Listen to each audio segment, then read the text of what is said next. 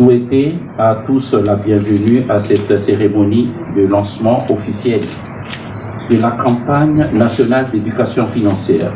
C'est un événement important pour la Banque centrale, mais aussi pour le pays en général, car elle va favoriser le développement de l'inclusion financière en Union des Comores.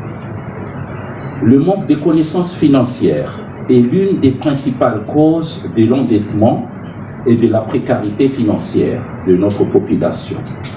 Le programme d'éducation financière vise à fournir aux citoyens les connaissances et les compétences dont ils ont besoin pour mieux gérer leur argent de manière efficace.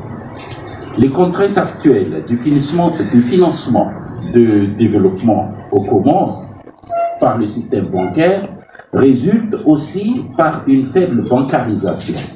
Aujourd'hui, seulement 22% des Comoriens disposent des comptes bancaires.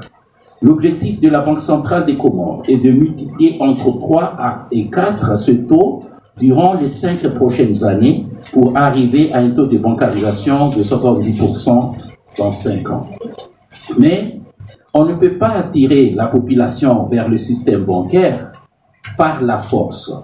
C'est pourquoi il y a lieu de l'éduquer, de lui fournir l'ensemble des connaissances de base indispensables pour lui permettre d'évaluer les avantages et les inconvénients de s'intégrer dans le système bancaire et financier.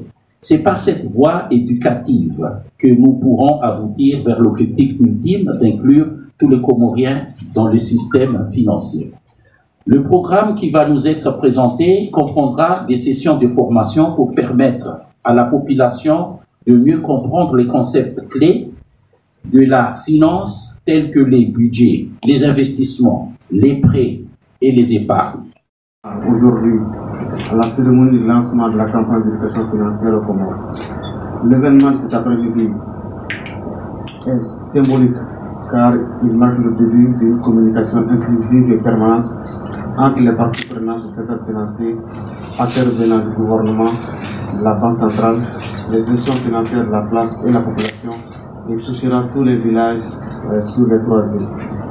En effet, le projet d'inclusion financière financé par la Banque mondiale fournira un appui jusqu'en juin 2025 aux campagnes de communication en langue locale et en français à travers plusieurs canaux afin d'éduquer et informer les populations comoriennes sur l'utilisation de façon efficace des divers instruments financiers, la gestion des finances personnelles, l'établissement des budgets, la planification simplifiée et l'investissement.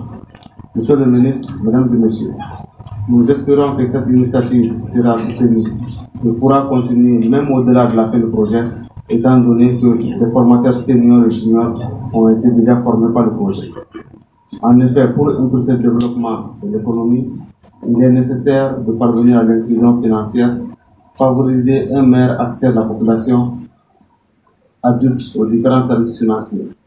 Le gouverneur a rappelé dans son discours le taux de bancarisation Comores et aujourd'hui nous devons prendre avantage du développement des services numériques qui peut nous aider de faire un pas important. Et je pense notamment les mobile money et les fintech. L'accès aux services financiers a certes augmenté, ce qui est une bonne chose, mais l'évolution devrait être accompagnée par une éducation, une information, une communication appropriée afin de tirer un bénéfice pour le plus grand nombre.